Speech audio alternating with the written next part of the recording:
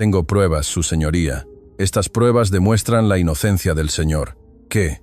Eso es imposible. Mire, los documentos son concluyentes. Es verdad, su señoría. La justicia prevalecerá. Tengo pruebas. La empleada defiende a un millonario. En el juzgado, el juez se congeló. Que pase el hombre que asesinó a su propio padre por una herencia. La voz del fiscal estalló en la sala del juzgado como un trueno, y cada palabra cayó sobre Emiliano Pintos, igual que una bofetada lanzada delante de todo Uruguay. El murmullo de la multitud se transformó en un rugido. Periodistas, curiosos, miembros de la alta sociedad, todos giraron la cabeza al mismo tiempo para mirar al hombre sentado en el banquillo de los acusados. Flashes, cámaras, susurros venenosos que cortaban el aire como cuchillos. «Es un monstruo», murmuró una mujer de joyas relucientes desde la primera fila.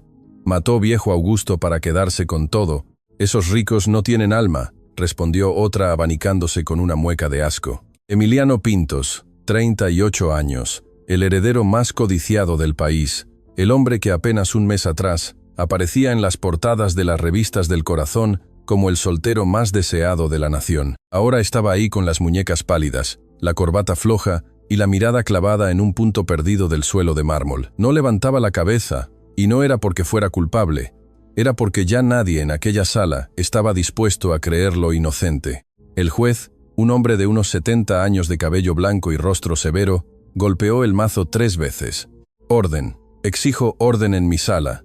El silencio cayó de golpe, pero era un silencio cargado de odio. Todos habían venido a ver caer al gran Emiliano Pintos. Todos querían su humillación. En la pantalla gigante instalada afuera del Palacio de Justicia, miles de personas seguían el juicio en vivo. En los bares, en las casas, en las ferias, el país entero tenía una sola pregunta en los labios. ¿Cómo un hijo podía matar a su propio padre por dinero? La fiscalía lo tenía todo, o eso parecía. «Su señoría», comenzó el fiscal, un hombre delgado, de voz afilada. «La noche del 14 de marzo, don Augusto Pintos, fundador del Imperio Pintos, apareció muerto en su despacho. Las pruebas son contundentes. El testamento se había modificado apenas 3 días antes. ¿Y quién era el único beneficiado? El acusado, su propio hijo». Un escalofrío recorrió la sala. «Tenemos testigos», continuó el fiscal paseándose con la seguridad de un hombre que ya saboreaba la victoria. «Tenemos documentos, tenemos motivo». Don Augusto pensaba desheredar a su hijo por sus deudas, por sus excesos, por sus vergüenzas, y antes de que pudiera hacerlo, apareció muerto. Mentira. La voz de Emiliano se quebró por primera vez. Se levantó de golpe. «Yo amaba a mi padre. Yo jamás le habría hecho daño. Siéntese», ordenó el juez. «Yo no lo maté», gritó Emiliano, y 2 guardias lo sujetaron de los hombros. «Alguien me está hundiendo. Alguien de mi propia casa. Siéntese, o lo expulso de la sala». Emiliano cayó de nuevo en la silla temblando con los ojos enrojecidos. Miró a su alrededor buscando un solo rostro amigo, una sola mirada de compasión. No encontró ninguna, bueno, casi ninguna, porque en la última fila de la sala, apretada contra la pared, casi invisible entre los abrigos caros y los perfumes importados, había una mujer joven que sí lo miraba distinto, no con odio, no con morbo, sino con un dolor profundo, callado, que le apretaba el pecho. Se llamaba Marisol Méndez. Tenía 28 años, la piel clara, los ojos verdes y el cabello castaño, recogido en un rodete sencillo. Vestía un uniforme azul con cuello blanco, el uniforme de empleada doméstica de la mansión Pintos. Entre toda aquella gente elegante, ella parecía un pájaro perdido en una jaula de oro. Nadie la notaba, nadie nunca la notaba. Durante años había sido invisible para esa familia. La muchacha que servía el café, la que planchaba las camisas, la que limpiaba en silencio mientras los señores discutían sus negocios millonarios sin bajar la voz, como si ella no fuera más que un mueble. Pero los muebles a veces lo ven todo, y Marisol había visto. Sus manos escondidas sobre el regazo apretaban con fuerza el asa de un viejo bolso de cuero marrón gastado. Adentro guardaba algo que le quemaba como una brasa, algo que podía cambiarlo todo o costarle la vida. Esa noche susurró para sí misma tan bajo que nadie la escuchó. «Yo lo vi todo. Yo sé quién lo hizo». Una lágrima rodó por su mejilla y la limpió de inmediato, con miedo, mirando a los lados. A pocos metros de ella, sentada con una elegancia estudiada, estaba Bárbara Almeida, la prometida de Emiliano, vestida de negro, de pies a cabeza, como una viuda en luto, aunque don Augusto ni siquiera era su padre. Llevaba un velo finísimo y un pañuelo de seda con el que se secaba lágrimas que no existían. «Pobre don Augusto», decía a los periodistas con voz quebrada. «Yo confiaba en Emiliano, lo amaba y descubrir que él fue capaz de...». Se llevaba la mano al pecho. «Me destroza el alma». Las cámaras la adoraban. La nación entera la veía como la prometida traicionada, la víctima del monstruo, la mujer noble que había amado a un asesino sin saberlo. Pero Marisol la observaba desde su rincón y se le helaba la sangre porque ella sabía la verdad. Sabía que detrás de aquel velo negro y aquellas lágrimas falsas se escondía una serpiente. Junto a Bárbara, impecable en su traje gris y con una sonrisa que no le llegaba a los ojos, estaba el licenciado Octavio Acosta, el abogado y socio de la familia Pintos, el hombre de confianza de don Augusto, el que manejaba los contratos, los bancos, los secretos, el que según el mundo entero, ahora solo buscaba justicia para su difunto amigo. Marisol los miró a los dos, a la serpiente y al lobo, y sintió que el aire le faltaba porque ella los había escuchado. Aquella noche, mientras subía las escaleras con una bandeja de té para don Augusto, los había escuchado hablar detrás de la puerta del despacho, y lo que oyó la persiguió cada noche desde entonces. El viejo ya firmó, había dicho Octavio en voz baja, mañana cambia todo el testamento. Si no actuamos hoy, lo perdemos todo. Entonces, que sea hoy, había respondido Bárbara, fría como el hielo, y que el hijo cargue con la culpa. Nadie sospecha del heredero perfecto hasta que es demasiado tarde. Marisol había soltado la bandeja. El estruendo de la porcelana al romperse contra el suelo todavía resonaba en sus pesadillas. Había corrido como nunca en su vida, con el corazón a punto de salírsele del pecho. Y al día siguiente, don Augusto estaba muerto y Emiliano esposado. «Tengo que hablar», pensó Marisol clavando las uñas en el bolso. «Tengo que decir lo que vi», pero el miedo la paralizaba. ¿Quién iba a creerle a ella? ¿A una empleada? ¿A una don nadie sin apellido, sin dinero, sin poder, contra una familia que tenía a los mejores abogados, a la prensa comprada, a jueces que les debían favores, la aplastarían como a un insecto? Concluida la sesión de hoy, anunció el juez golpeando el mazo, el juicio se reanudará en 3 días. Que Dios ilumine esta sala, porque vamos a juzgar a un hombre por el crimen más terrible que existe, matar a quien le dio la vida. La gente comenzó a levantarse, y en ese instante, mientras los guardias se llevaban a Emiliano esposado, ocurrió algo. Por un segundo, solo un segundo, la mirada del acusado se cruzó con la de Marisol. Él se detuvo, la reconoció, la muchacha de la casa, la que siempre le llevaba el café exactamente como le gustaba, la única que en toda esa sala no lo miraba como a un monstruo. Y en los ojos de Emiliano, Marisol vio algo que le rompió el corazón, una súplica muda, un náufrago pidiendo auxilio en medio del océano. Luego los guardias tiraron de él y se lo llevaron. Marisol se quedó de pie temblando, mientras la multitud salía a su alrededor empujándola, ignorándola, pisándole los pies, sin siquiera disculparse. «Permiso, muchacha», le dijo Bárbara al pasar a su lado, mirándola de arriba a abajo con desprecio. «¿No deberías estar limpiando algo en lugar de andar perdiendo el tiempo aquí?» Marisol bajó la mirada, no dijo nada, pero por dentro algo se encendió. Una llama pequeña, frágil, pero que ya no se apagaría. Esa noche, en su cuarto humilde al fondo de la mansión, Marisol abrió el viejo bolso de cuero, sacó lo que guardaba adentro y lo puso sobre la cama con manos temblorosas. Era una grabadora pequeña y un sobre amarillo doblado y arrugado. Lo miró largo rato a la luz tenue de una lámpara. Don Augusto susurró con lágrimas en los ojos. «Usted siempre fue bueno conmigo, el único de esta casa que me trató como a un ser humano. Le juro que su hijo no va a pagar por lo que esos dos hicieron».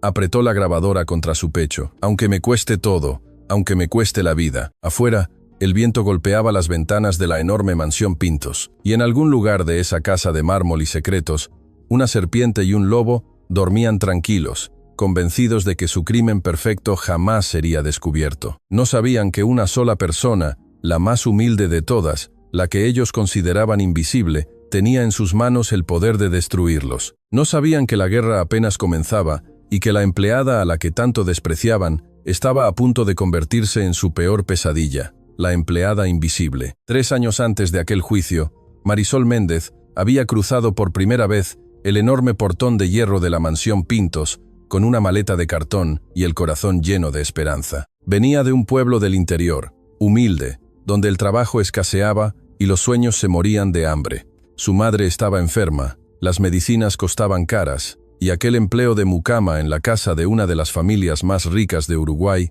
era su única salida. Aquí se trabaja duro y se habla poco, le había advertido el ama de llaves el primer día. Los señores no quieren ver a la servidumbre, ¿entiendes? Tú haces tu trabajo y desapareces, como un fantasma. Marisol asintió y aprendió a ser un fantasma. Limpiaba pisos antes de que saliera el sol, planchaba camisas de seda, que costaban más que su salario de un mes entero. Servía cenas a personas que jamás la miraban a los ojos, que le pedían más vino con un chasquido de dedos, como si llamaran a un perro. Pero había una persona en aquella casa fría, que era distinta. Don Augusto Pintos, el viejo patriarca de casi 80 años, dueño de un imperio de empresas, hoteles y bancos, era un hombre rudo de aspecto, de cejas espesas y voz de trueno. Todos en la casa le temían. Pero Marisol descubrió pronto que detrás de aquella coraza había un corazón solitario. «Muchacha», le dijo una tarde cuando ella le llevaba el té al despacho. «¿Cómo te llamas?» Marisol casi soltó la bandeja del susto. Nadie en esa casa le había preguntado su nombre en 6 meses. Marisol, señor. Marisol Méndez. Marisol, repitió el viejo saboreando la palabra. Marisol. Bonito nombre. La miró con unos ojos cansados pero amables. Siéntate un momento. Hazle compañía a este viejo necio. Mis hijos no tienen tiempo para mí. Pero al menos tú me sirves el té sin envenenarlo. Espero. Y soltó una carcajada ronca. Marisol sonrió tímida. Y así, poco a poco, sin que nadie más lo supiera, nació entre ellos una amistad extraña y entrañable. El millonario más poderoso del país y la mucama más humilde de su casa. Don Augusto le contaba historias de su juventud, de cuando empezó vendiendo pan en una bicicleta. Le hablaba de su difunta esposa, de lo mucho que la extrañaba, y a veces con la voz quebrada, le confesaba sus dolores más íntimos. «Mi hijo Emiliano es un buen muchacho, Marisol», le dijo una noche. «La gente cree que es un niño rico y malcriado, pero tiene buen corazón, solo que está rodeado de gente que quiere su dinero, no a él. Esa mujer bárbara no me da confianza y ese Octavio», negó con la cabeza. «Hace años que firmo lo que me pone enfrente, pero últimamente he visto cosas en las cuentas que no me cuadran». Marisol escuchaba en silencio. Ella también había notado cosas. Había visto a Bárbara probarse las joyas de la difunta señora Pintos cuando creía que nadie la veía. La había escuchado hablar por teléfono en voz baja, riéndose. «Paciencia, mi amor. Pronto el viejo estará bajo tierra y todo será nuestro». Había visto al licenciado Octavio entrar al despacho de madrugada a escondidas y salir con carpetas que no eran suyas. Pero, ¿qué podía hacer una mucama? ¿A quién iba a acusar? ¿Quién le creería? «Si algo me pasa algún día, muchacha», le dijo don Augusto una tarde, poniéndole en las manos un sobre amarillo. «Guarda esto, no se lo des a nadie de esta casa, a nadie. ¿Me entiendes? Solo a la justicia. Aquí hay verdades que pueden quemar a quien las toque». Marisol guardó el sobre sin abrirlo, asustada. «No diga esas cosas, don Augusto. Usted va a vivir 100 años». El viejo sonrió con tristeza. «Los lobos ya huelen mi sangre, Marisol. Lo sé, pero gracias a Dios, todavía tengo a alguien honrado en esta casa». La única aliada que Marisol tenía entre la servidumbre era doña Chola, la cocinera, una mujer rechoncha, de mejillas coloradas y lengua afilada, que llevaba 30 años en la casa y se sabía todos los chismes del mundo. «Ay, mi hija», le decía doña Chola mientras amasaba pan. «Esta casa está embrujada, te lo digo yo. Aquí lo único bueno que queda es el patrón viejo y mi guiso de lentejas de los domingos.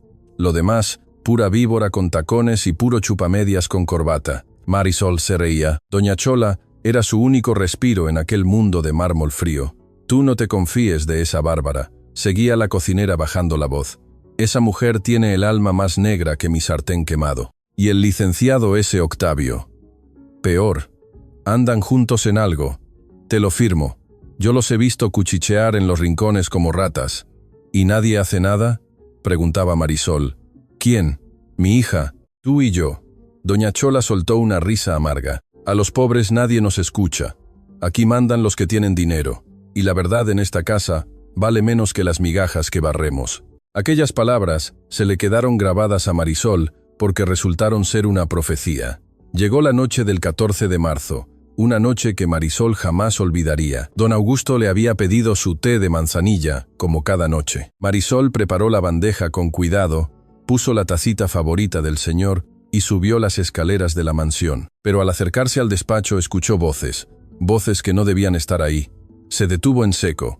La puerta estaba entreabierta y por la rendija vio dos siluetas, Bárbara y Octavio. El viejo ya firmó el cambio de testamento, decía Octavio en un susurro tenso. Mañana lo hace oficial ante el notario. Si eso pasa, nos quedamos sin nada. Lo deja todo en una fundación. Todo. Entonces no habrá mañana, respondió Bárbara con una frialdad que heló la sangre de Marisol. Será esta noche, y que la culpa caiga sobre el hijo perfecto. Nadie va a sospechar de Emiliano hasta que sea demasiado tarde. Lo tenemos todo preparado. Y la muchacha del servicio, la que le lleva el té, podría vernos. Esa muerta de hambre no cuenta, dijo Bárbara con desprecio. Es invisible, no es nadie. Y aunque viera algo, ¿quién en su sano juicio le creería a una mucama contra nosotros? A Marisol se le doblaron las rodillas. La bandeja tembló en sus manos, y entonces la tacita de don Augusto resbaló. Crash. La porcelana estalló contra el suelo de mármol, con un estruendo que pareció un disparo. Las siluetas se volvieron de golpe hacia la puerta. «¿Quién está ahí?», gritó Octavio. Pero Marisol ya corría. Corría por el pasillo oscuro, con el corazón a punto de estallar, las lágrimas cegándola.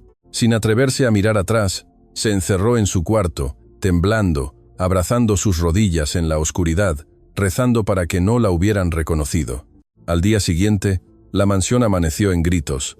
Don Augusto Pintos había muerto durante la noche. Lo encontraron en su despacho, desplomado sobre el escritorio y sobre la mesa una taza de té derramada. La policía dictaminó envenenamiento, y para cuando Marisol logró entender lo que pasaba, ya había patrullas, ya había periodistas, y ya tenían a un culpable perfecto atado con un moño, Emiliano Pintos, el hijo, el heredero, el único que ganaba con la muerte del viejo, según el testamento original, que Octavio presentó a las Prusio Frere autoridades. Esposaron a Emiliano frente a las cámaras, mientras él gritaba su inocencia. Bárbara lloraba teatralmente. Octavio negaba con la cabeza fingiendo dolor, y Marisol, escondida tras una cortina, lo veía todo con el alma destrozada. «Dios mío», susurró, «lo van a hundir y yo soy la única que sabe la verdad». Esa noche, sin que nadie la viera, Marisol entró al despacho del difunto don Augusto. Buscó hasta encontrar lo que el viejo siempre escondía, una pequeña grabadora que él usaba para dictar sus memorias, y según le había confesado una vez, para guardar pruebas por si los lobos atacaban. La encendió con manos temblorosas y escuchó. Lo que aquella cinta contenía la hizo caer de rodillas. Era la voz de Bárbara, la voz de Octavio, planeándolo todo. Don Augusto había dejado la grabadora encendida, escondida, como un último acto de astucia de un viejo zorro que sabía que lo iban a traicionar. Marisol apretó la grabadora contra su pecho, junto con el sobre amarillo que el patrón le había confiado. Ahora tenía en sus manos el arma capaz de salvar a un inocente y destruir a dos asesinos. Pero también tenía la sentencia de su propia muerte, porque si Bárbara y Octavio descubrían lo que ella sabía, un escalofrío le recorrió la espalda. «Mi hija», la voz de doña Chola, la sobresaltó desde la puerta. La cocinera la miraba con ojos serios, sin rastro de su habitual buen humor. «Yo no sé qué tienes ahí, no quiero saberlo, pero te voy a decir una cosa y óyeme bien. En esta casa, la gente que sabe demasiado termina muerta, igual que el patrón». Marisol tragó saliva. «Doña Chola, ese muchacho es inocente. Emiliano no mató a su padre. Yo lo sé, yo escuché todo». La cocinera cerró los ojos un largo momento. Luego suspiró, se acercó y le tomó las manos. «Entonces, Dios nos agarre confesadas, criatura, porque si decides hablar, nos van a caer todos los demonios del infierno encima». Marisol miró la grabadora, miró el sobre y pensó en aquel hombre encerrado en una celda, condenado por un crimen que no cometió, mirándola con ojos de náufrago. Pensó en don Augusto, en su risa ronca, en su bondad, en la última promesa que le había hecho sin saberlo. Y por primera vez en su vida, la mucama invisible tomó una decisión que la haría visible para todo Uruguay. «Voy a hablar, doña Chola», dijo con la voz temblorosa pero firme. «Voy a ir a ese juzgado, y aunque sea lo último que haga en esta vida, voy a decir la verdad». Afuera, las campanas de una iglesia lejana dieron la medianoche y la guerra de la empleada contra el Imperio Pintos acababa de empezar. La trampa perfecta. La celda olía a humedad, a óxido y a desesperación. Emiliano Pintos, el hombre que apenas semanas atrás dormía en sábanas de seda y cenaba en restaurantes de 5 estrellas.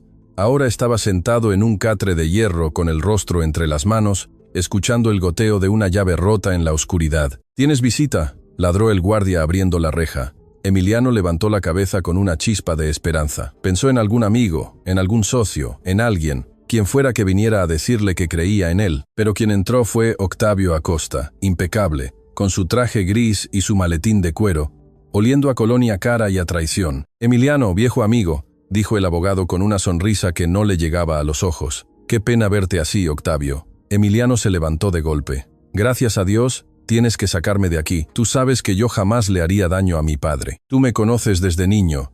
«Claro que te conozco», respondió Octavio, dejando el maletín sobre la pequeña mesa metálica. «Por eso vine para ayudarte. ¿Qué tengo que hacer?». El abogado abrió el maletín lentamente, sacó unos documentos y los deslizó sobre la mesa. «Firma esto». Emiliano frunció el ceño. «¿Qué es?». «Un poder notarial, mientras estés indispuesto». Octavio eligió la palabra con cuidado. «Alguien tiene que administrar las empresas, los bancos, las propiedades. El Imperio Pintos no puede quedarse sin cabeza. Firma, y yo me encargo de todo y de paso busco la manera de sacarte». Emiliano tomó los papeles, empezó a leer y poco a poco su rostro se fue endureciendo. «Esto no es un poder temporal, Octavio. Esto me despoja de todo. Si firmo, ustedes se quedan con el control absoluto de la fortuna de mi padre para siempre». La sonrisa de Octavio se enfrió un grado. «Estás malinterpretando las cosas». «No estoy malinterpretando nada». Emiliano arrugó los documentos y los lanzó al suelo. «Tú estás detrás de esto. Tú y Bárbara. Ustedes mataron a mi padre». Octavio se quedó muy quieto. Luego, con una calma terrorífica, se inclinó hacia adelante y habló en voz muy baja para que el guardia no escuchara. «Escúchame bien, niño rico. Estás solo. Nadie te cree.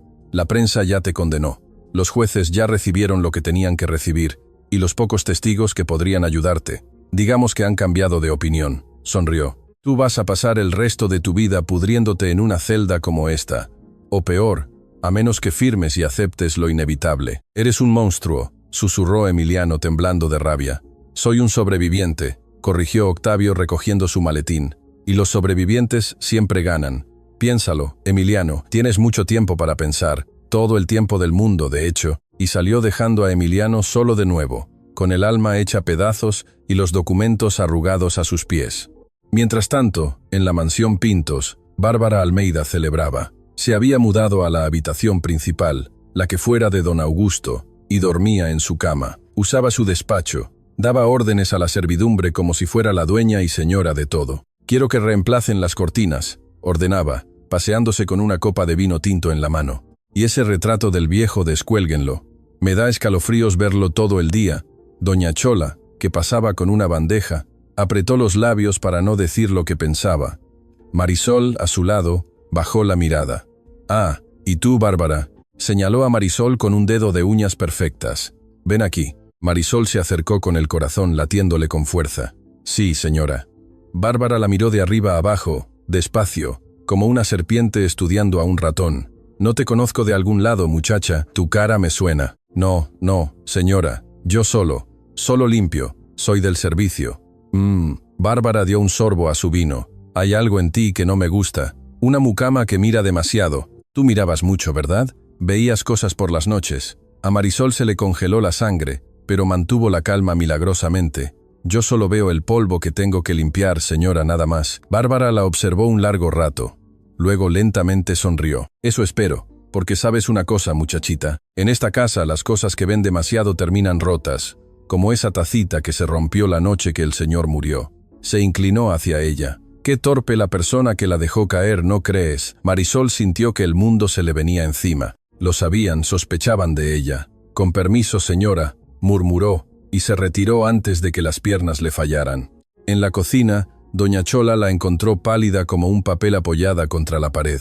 «Mija, ¿qué pasó? Estás blanca como mi harina». «Lo saben, doña Chola», susurró Marisol. «Bárbara sabe que fui yo la que rompió la taza esa noche.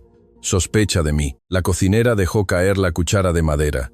«Virgen Santísima, tienes que tener mucho cuidado, criatura. Esa mujer no perdona». Esa misma noche las cosas se empeoraron. Marisol subió a su cuarto agotada y al abrir la puerta sintió que algo estaba mal. El aire olía distinto, sus cosas estaban movidas, el colchón ladeado, el cajón de la cómoda entreabierto. Alguien había registrado su habitación. Con el corazón en la garganta, corrió hacia el rincón donde escondía la grabadora y el sobre amarillo, dentro de una vieja lata de galletas, detrás de unos trapos en el fondo del closet. Sus manos temblaban tanto que casi tira la lata. La abrió. La grabadora seguía ahí, el sobre también. Marisol cerró los ojos y soltó el aire que había estado conteniendo. No los habían encontrado por un milagro, por la gracia de Dios, no los habían encontrado. Pero el mensaje era claro. La estaban vigilando, la estaban cazando, y entonces sobre su almohada vio un papel doblado. Lo tomó con dedos temblorosos, lo desdobló. Solo tenía una frase escrita con letras recortadas de revista, como en las películas de terror. Las bocas que hablan de más se cierran para siempre. Calla si quieres vivir. Marisol dejó caer el papel. Las lágrimas le rodaron por las mejillas. Se cubrió la boca con las manos para no gritar.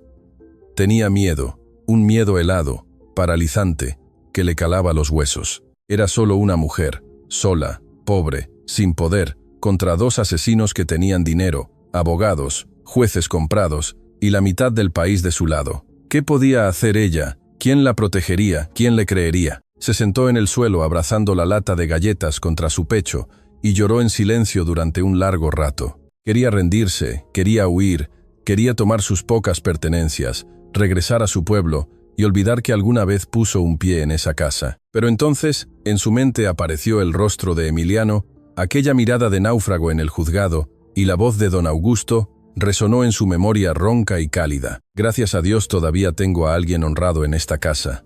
Y supo que no podía huir, que si callaba a un inocente, pagaría por un crimen que no cometió, que la sangre de Emiliano caería sobre su conciencia para siempre. No, susurró secándose las lágrimas con rabia, no me voy a dejar vencer por el miedo. Don Augusto confió en mí y no le voy a fallar. Al amanecer, mientras la casa dormía, Marisol tomó una decisión. Sabía que en la mansión nada estaba seguro, que en cualquier momento podían encontrar la grabadora. Así que la sacó de la lata, la envolvió con cuidado junto con el sobre amarillo y bajó a la cocina. «Doña Chola», dijo en voz baja, «necesito un favor, el favor más grande de toda mi vida». La cocinera, que ya estaba encendiendo el fogón, la miró con ojos somnolientos. «¿Qué pasa, mi hija? Necesito que guardes esto en tu casa, lejos de aquí, donde nadie lo encuentre». Marisol le puso el paquete en las manos. «Es la única prueba que puede salvar a un inocente. Y si me pasa algo, si yo no llego al juicio, tú la llevas a la justicia. ¿Me lo prometes?»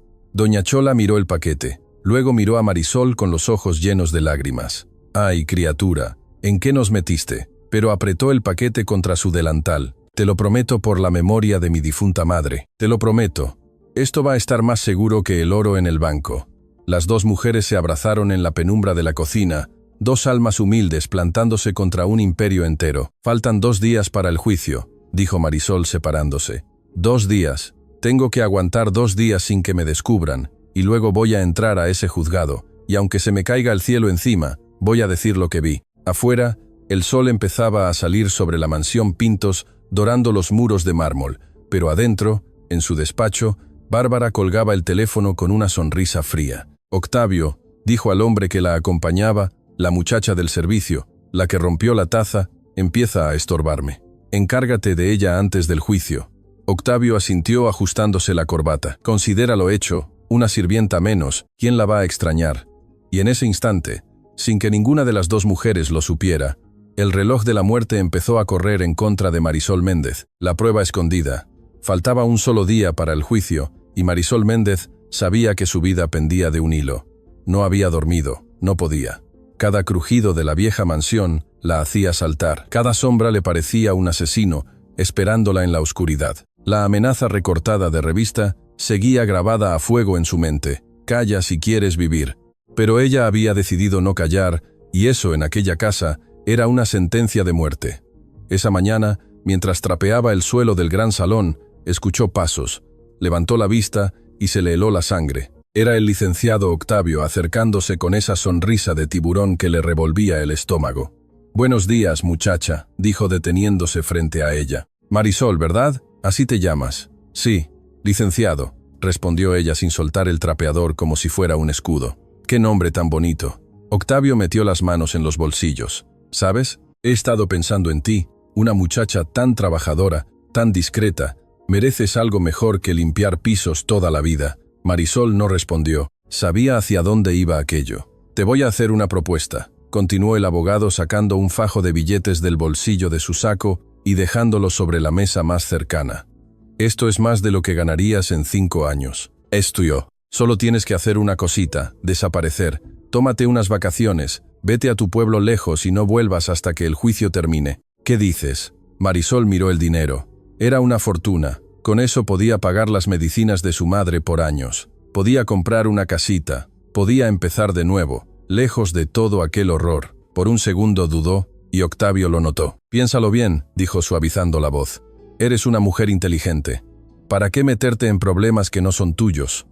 Esto no es tu pelea, Marisol. Tú no le debes nada a los Pintos. Toma el dinero, sé feliz y olvida todo lo que crees que viste.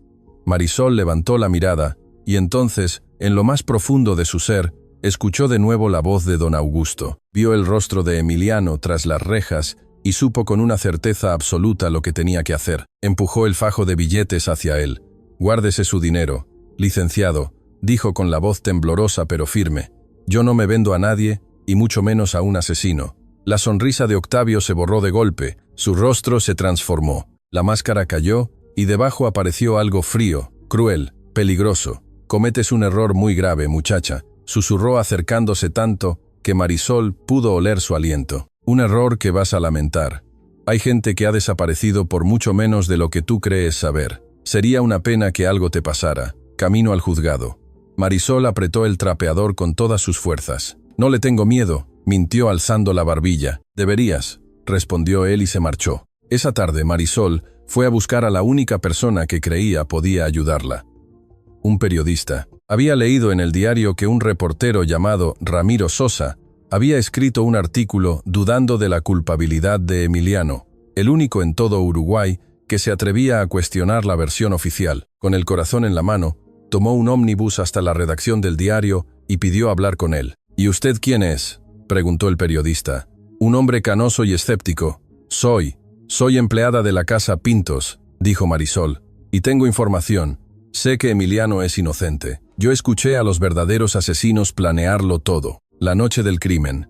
Ramiro la miró un largo rato, luego suspiró. Señorita, ¿sabe cuántas personas vienen aquí cada semana diciéndome que tienen la verdad de un caso famoso? Decenas. ¿Tiene usted pruebas? ¿Documentos?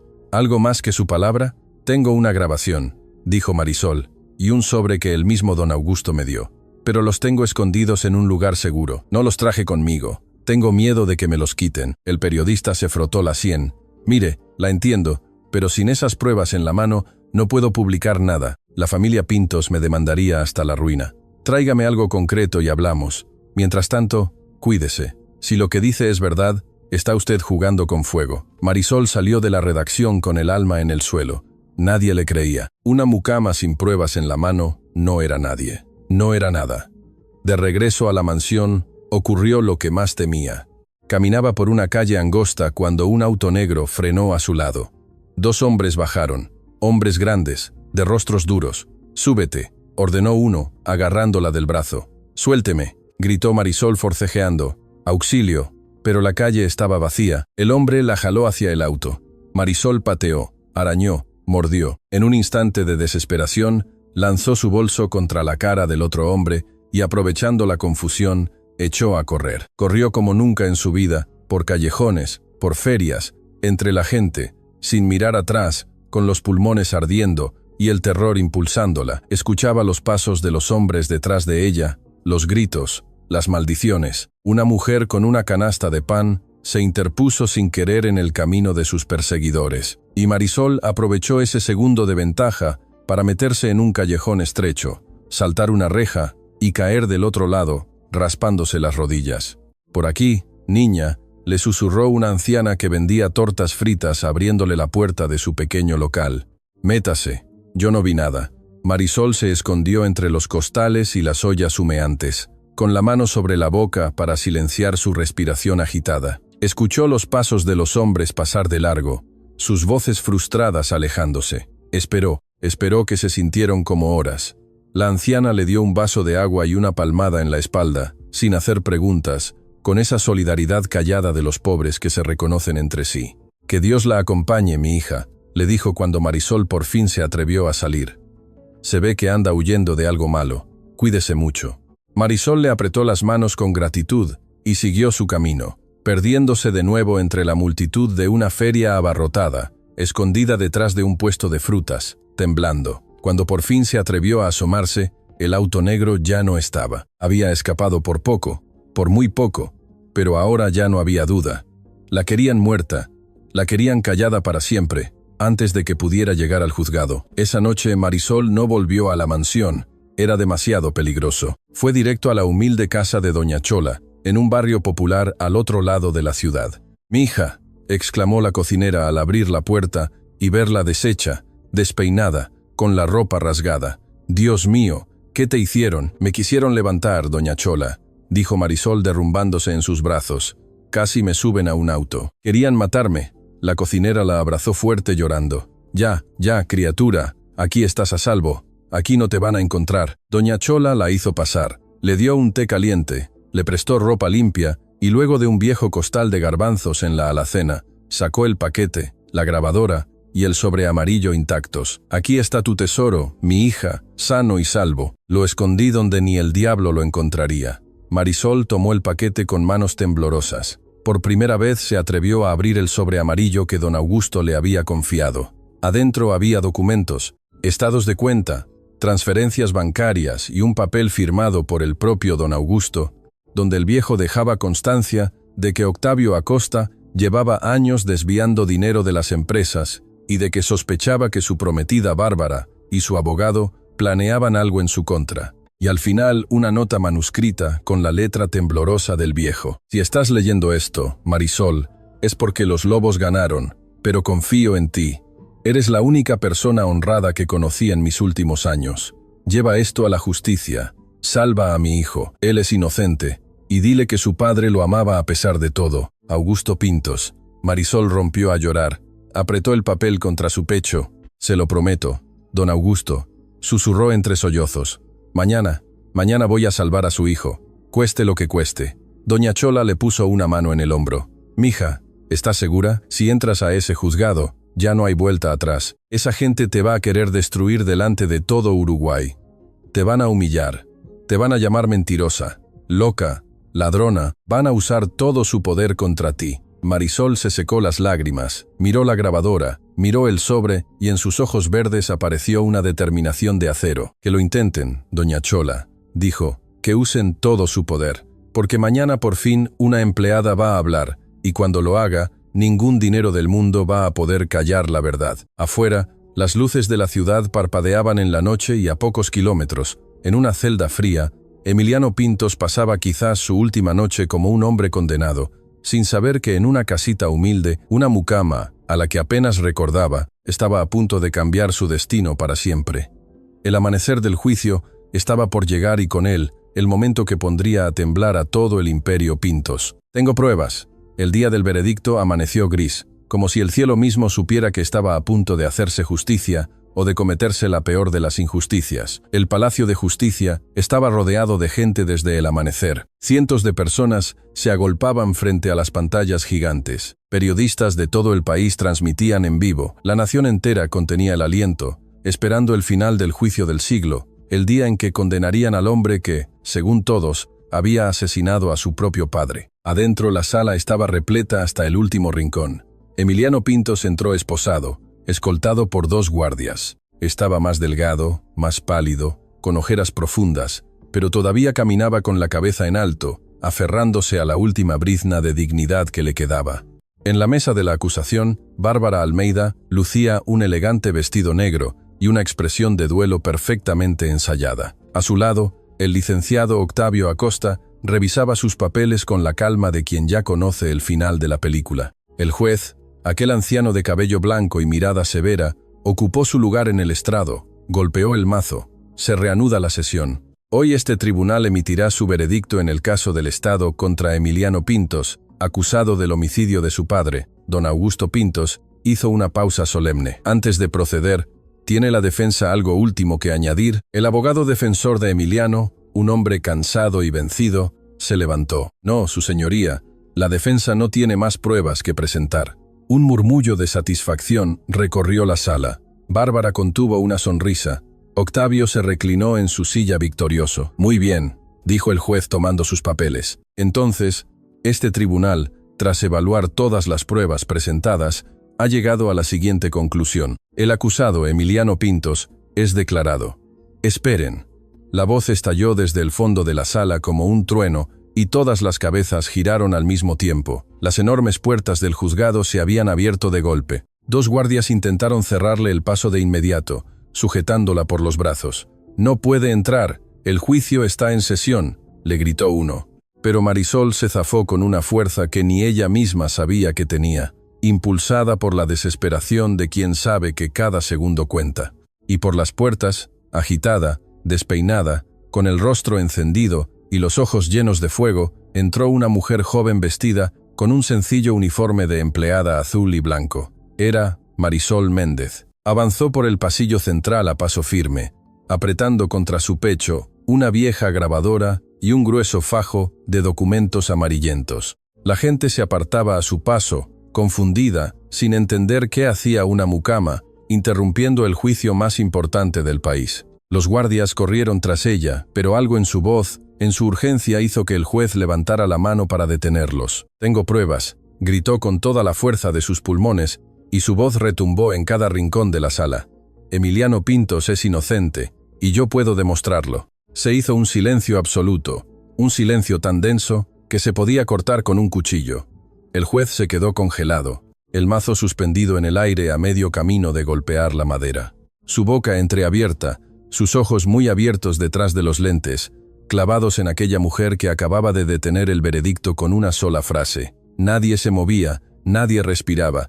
Emiliano, en el banquillo, levantó la cabeza de golpe y al reconocerla, sus ojos se llenaron de lágrimas. La muchacha del té, la empleada invisible, la única que nunca lo había mirado como a un monstruo. Había venido por él. Durante semanas, encerrado en aquella celda fría, Emiliano había perdido la fe en todo y en todos. Sus amigos lo habían abandonado. Sus socios le habían dado la espalda. La mujer que decía amarlo, lo había traicionado. Había llegado a pensar que merecía morir solo, olvidado, condenado por un crimen que no cometió. Pero ahora, viendo a aquella mujer humilde plantarse frente a todo Uruguay para defenderlo, sintió que algo se reavivaba dentro de su pecho. Una llama que creía apagada para siempre, la esperanza. En la mesa de la acusación, en cambio, 2 rostros se descompusieron. Bárbara se puso de pie de un salto, blanca como un cadáver. «¿Quién es esta loca?», exclamó con la voz quebrándosele. «Sáquenla de aquí, es una empleada. No tiene derecho a estar aquí». Octavio se levantó también, lívido, apretando los puños. «Su señoría, esto es un circo», dijo, esforzándose por sonar calmado, aunque le temblaba la voz. «Esta mujer es una sirvienta resentida, una mitómana. Probablemente la pagaron. Exijo que la retiren de inmediato».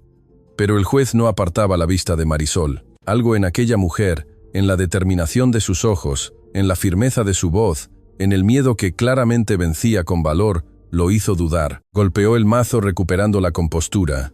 «Orden. Orden en la sala». Miró a Marisol. «Señorita, ¿está usted interrumpiendo un proceso judicial? ¿Tiene idea de la gravedad de lo que acaba de hacer?» «Sí, señor juez», respondió Marisol jadeando, pero sin bajar la mirada. «Y también sé la gravedad de dejar que un hombre inocente sea condenado por un crimen que no cometió. Por eso estoy aquí. Por eso arriesgué mi vida para llegar a esta sala». «Mentira», chilló Bárbara. «Es una mentirosa». «Silencio», tronó el juez golpeando el mazo de nuevo. Volvió a mirar a Marisol. «¿Quién es usted, señorita?» «Me llamo Marisol Méndez, su señoría. Soy empleada doméstica de la casa Pintos desde hace 3 años. Yo servía a don Augusto. Yo le llevaba su té cada noche. Y yo», tomó aire, «yo estuve ahí la noche que lo mataron. Yo escuché a los verdaderos asesinos planearlo todo, y los verdaderos asesinos están en esta sala, sentados en esa mesa». Levantó el brazo y señaló con el dedo temblando, pero sin vacilar, directo hacia Bárbara Almeida y Octavio Acosta. La sala estalló en gritos, en exclamaciones, en flashes de cámaras. El caos se desató.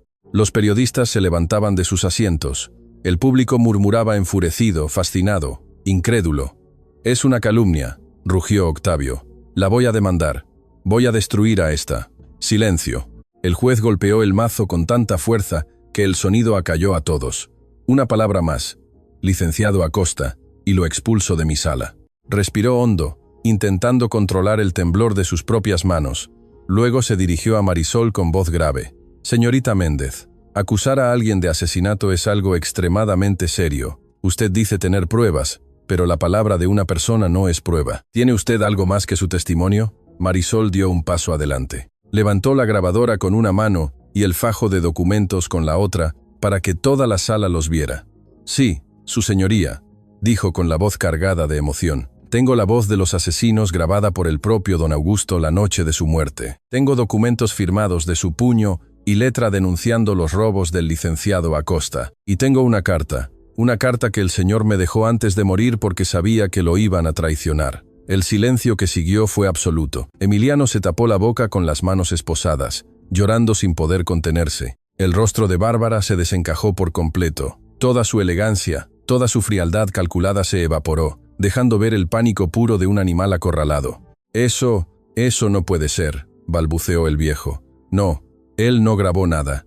Y en ese instante, con esa sola frase pronunciada en voz alta delante de todo el juzgado, Bárbara Almeida se delató a sí misma.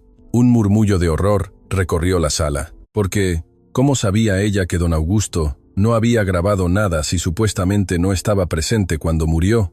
El juez la miró fijamente. Octavio cerró los ojos derrotado, comprendiendo el error fatal de su cómplice. «Señorita Méndez», dijo el juez, con la voz extrañamente serena, casi temblorosa, «acérquese. Entregue esas pruebas al tribunal. Vamos a escuchar esa grabación aquí, ahora delante de todos». Marisol asintió con lágrimas corriéndole por las mejillas. Caminó hacia el estrado, sosteniendo en sus manos la verdad que podía salvar a un inocente y derrumbar a un imperio construido sobre la mentira. Cada paso resonaba en el silencio mortal de la sala, cada mirada estaba clavada en ella, y mientras la empleada invisible, la que todos habían despreciado, la que nadie consideraba nadie, colocaba la grabadora sobre la mesa del juez, supo que ya no había vuelta atrás. La verdad estaba a punto de salir a la luz. Y nada, ni todo el dinero del mundo podría volver a esconderla. El juez extendió la mano hacia el botón de la grabadora. La sala entera contuvo el aliento y presionó play.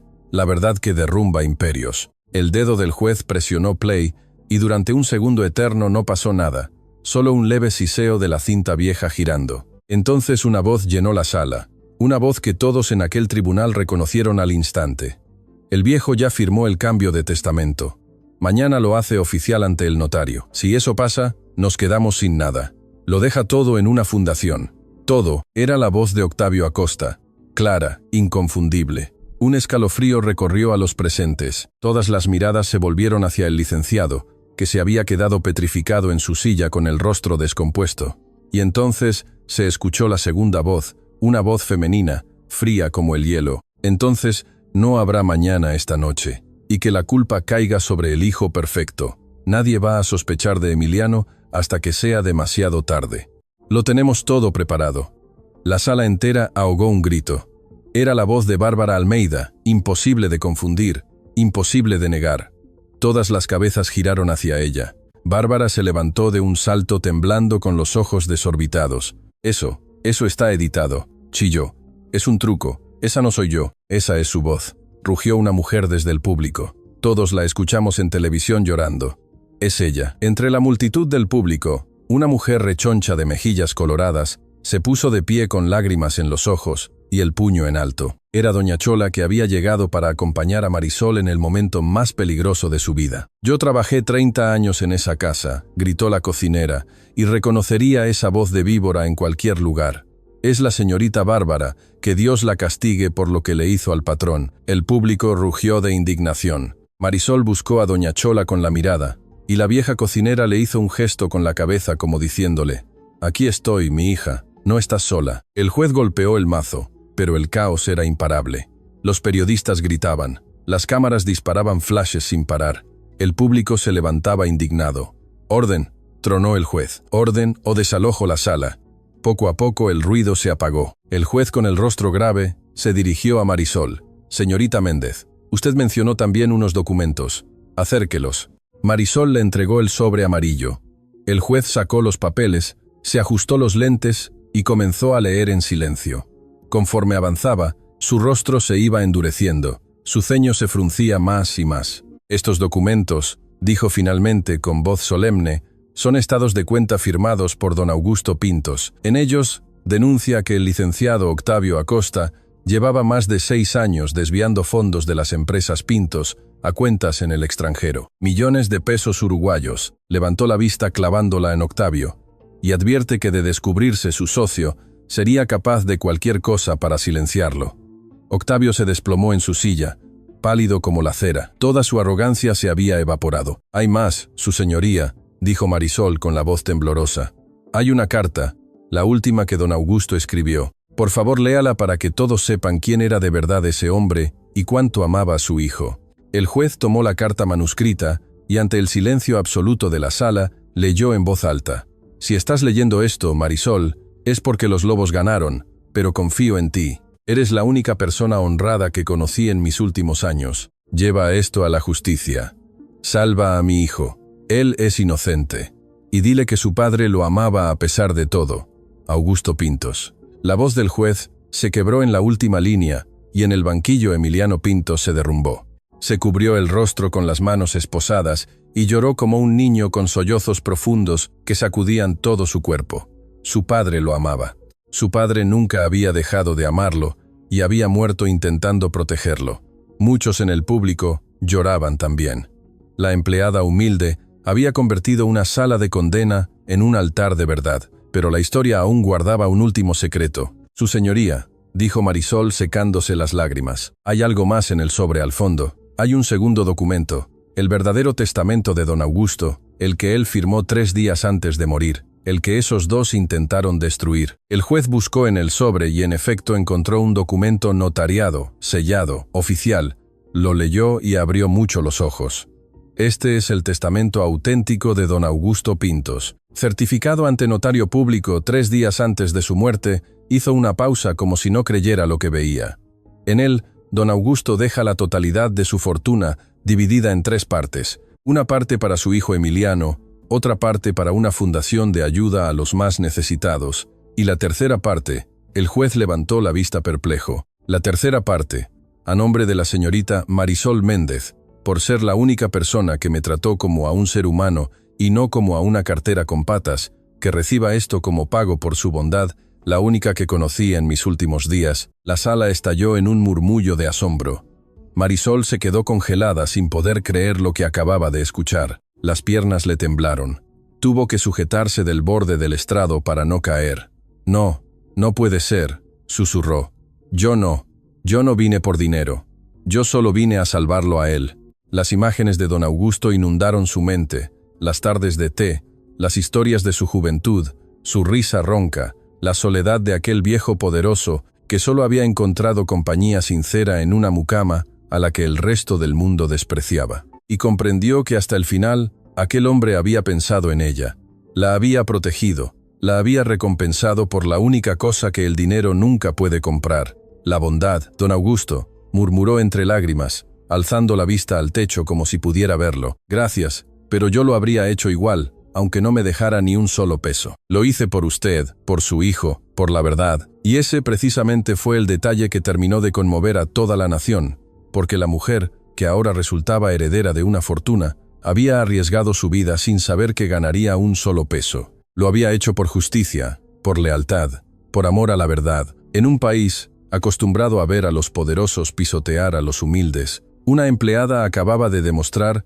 que la verdadera nobleza no está en el apellido ni en la cuenta del banco, sino en el corazón. Bárbara, viéndose perdida, perdió por completo el control. «Maldita muerta de hambre», gritó abalanzándose hacia Marisol. «Todo era para nosotros, todo. El viejo iba a arruinarnos. Tenía que morir. ¿Me oyen? Tenía que morir». El grito resonó en toda la sala y con él Bárbara Almeida acababa de confesar el asesinato delante de todo Uruguay, delante de las cámaras, delante del juez. Se hizo un silencio sepulcral. Octavio cerró los ojos derrotado. Ya no había nada que hacer. La cómplice los había hundido a ambos con su propia rabia. El juez se levantó con el rostro encendido de indignación. «Guardias», ordenó con voz de trueno, «detengan a Bárbara Almeida y a Octavio Acosta. Quedan arrestados por el asesinato de don Augusto Pintos, por fraude, por intento de homicidio contra la testigo y por conspiración para incriminar a un inocente». Los guardias se acercaron. Bárbara forcejeó, gritó, maldijo mientras la esposaban. Octavio no puso resistencia, simplemente bajó la cabeza vencido mientras se lo llevaban. «Esto no se va a quedar así», chillaba Bárbara arrastrada hacia la puerta. «Yo soy Bárbara Almeida. Ustedes no saben quién soy yo. Ahora todos saben quién es usted, señora», respondió el juez con frialdad.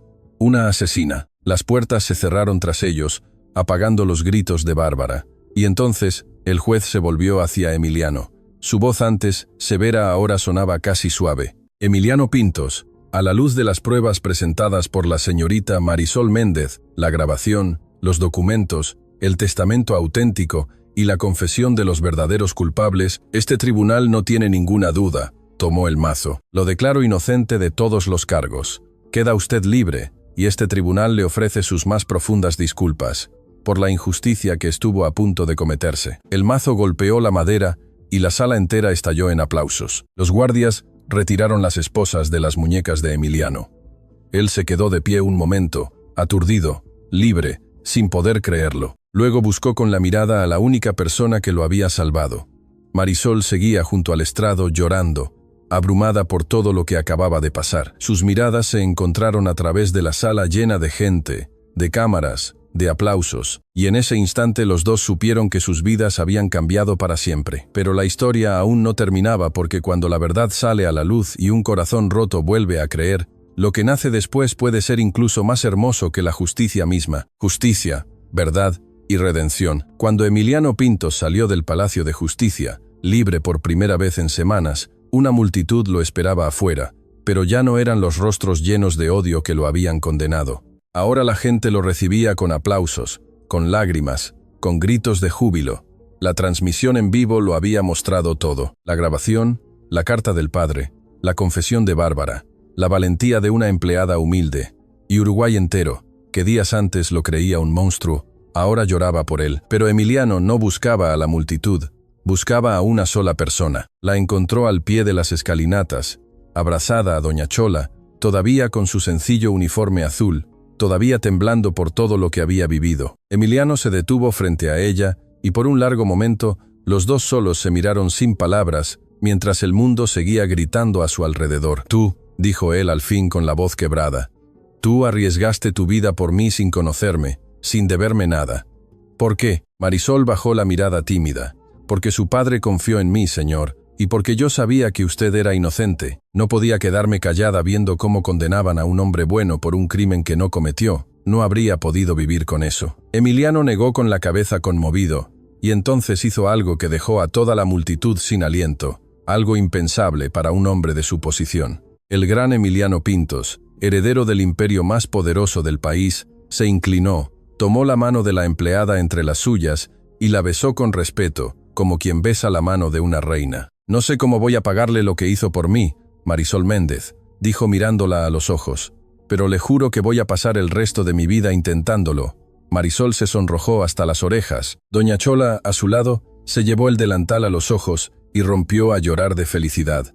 «¡Ay, Diosito!», sollozaba la cocinera. «Yo sabía que esta niña tenía un corazón de oro. Yo siempre lo dije». En las semanas que siguieron, la justicia siguió su curso implacable. Bárbara Almeida y Octavio Acosta fueron juzgados por el asesinato de don Augusto Pintos, por fraude, por intento de homicidio y por conspiración. Las pruebas eran abrumadoras. La grabación, los documentos, la confesión pública de Bárbara. No hubo abogado, ni dinero, ni influencia que pudiera salvarlos. Ambos fueron condenados a largos años de prisión. El día de la sentencia, mientras se la llevaban esposada, Bárbara aún tuvo el descaro de buscar a Marisol con la mirada entre el público. «Disfruta tu fortuna, sirvienta», le escupió con odio.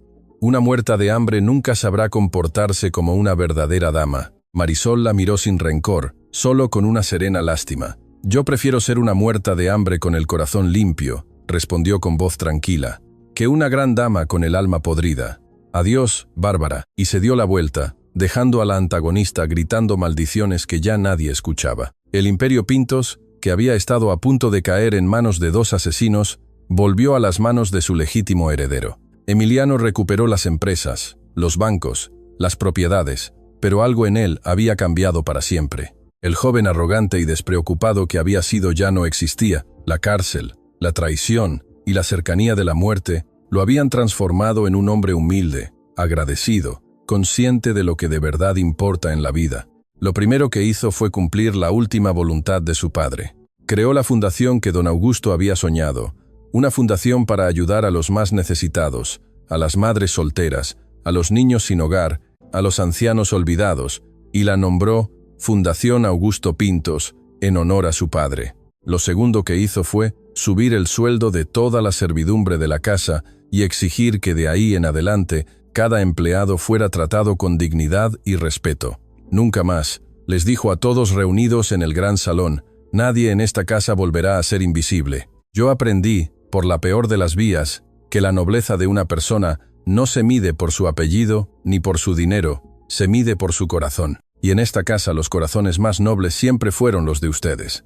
Doña Chola, que ya volvía a cocinar su famoso guiso de lentejas de los domingos, le dio un codazo a Marisol y le susurró al oído: «Ese muchacho no te quita los ojos de encima, mija. Mira nomás cómo te mira, ese ya cayó redondito». Doña Chola, Marisol se puso roja como un tomate. «No diga esas cosas». Pero la cocinera tenía razón. Con el paso de los meses, Emiliano y Marisol pasaron cada vez más tiempo juntos. Al principio, él buscaba pretextos, pedirle su opinión sobre la fundación, invitarla a un café, pedirle que le contara más historias de su padre, pero pronto ninguno de los dos necesitó pretextos. Marisol descubrió que detrás del millonario había un hombre tierno, herido, que reía con ganas y que la escuchaba como nadie la había escuchado nunca. Emiliano descubrió que detrás de la empleada había una mujer brillante, valiente, llena de sueños, con una sabiduría del corazón que ninguna universidad enseña. Una tarde, caminando por el jardín de la mansión,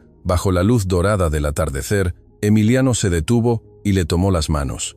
«Marisol», dijo con el corazón en la garganta, «has cambiado mi vida por completo. Me salvaste cuando todo el mundo me había abandonado. Me enseñaste lo que de verdad vale la pena. Y desde entonces no he podido dejar de pensar en ti». Respiró hondo. «Sé que vengo de un mundo distinto al tuyo. Sé que la gente hablará, pero no me importa lo que diga la gente. Solo me importa una cosa, que tú estés a mi lado para siempre». A Marisol se le llenaron los ojos de lágrimas. «Emiliano, yo solo soy una empleada», no la interrumpió él con dulzura, acariciándole la mejilla. «Tú eres la mujer más extraordinaria que he conocido en mi vida. Eres mi heroína, eres mi salvación, y si me dejas, quiero que seas mi esposa». Marisol no pudo contener el llanto, asintió con la cabeza, incapaz de hablar, y se lanzó a sus brazos. Emiliano la estrechó contra su pecho mientras el sol se ponía detrás de ellos, pintando el cielo de naranja y oro. Y allí, en el jardín de la casa, que alguna vez la había despreciado, la empleada invisible encontró por fin el amor que se merecía. Se casaron meses después en una ceremonia sencilla y luminosa. Marisol no quiso una boda lujosa de millonarios, quiso una boda llena de las personas que de verdad la querían. Doña Chola, que lloró durante toda la misa, la servidumbre de la casa, el periodista Ramiro Sosa, que se había convertido en buen amigo, la anciana de las tortas fritas, que un día le abrió la puerta, e incluso su madre, ya recuperada gracias a los mejores médicos que Emiliano había mandado traer. Marisol caminó hacia el altar con un vestido blanco y sencillo, y en su rostro brillaba una felicidad que ningún dinero del mundo podría comprar. Con el tiempo, llegó la mayor de las bendiciones, una hija. La llamaron Augusta en honor al viejo patriarca que desde el cielo había unido aquellos dos corazones. La pequeña tenía los ojos verdes de su madre y la sonrisa noble de su padre. A veces, en las tardes tranquilas, Marisol salía al jardín con su hija en brazos y miraba el retrato de don Augusto, que ahora colgaba con todo honor en el salón principal. «Sabes, mi amor», le susurraba a la pequeña Augusta, «tu abuelo me enseñó que la verdad siempre encuentra la manera de salir a la luz, que la bondad nunca se queda sin recompensa y que las personas más humildes pueden ser las más valientes de todas». La niña reía y Marisol la abrazaba contra su pecho. Lejos de allí, en una fría celda, Bárbara y Octavio cumplían su condena.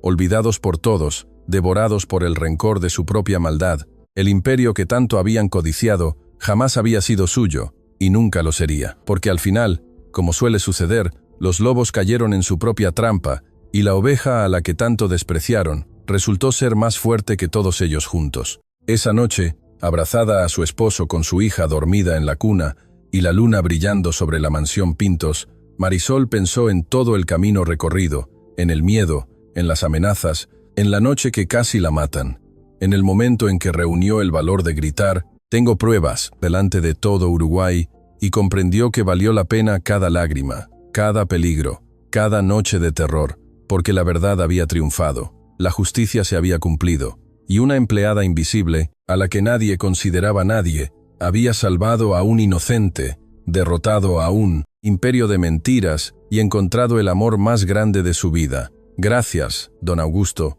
susurró al cielo antes de cerrar los ojos, «por confiar en mí cuando nadie más lo hizo». Y en algún lugar más allá de las estrellas, un viejo de risa ronca y corazón solitario sonreía por fin en paz. Fin.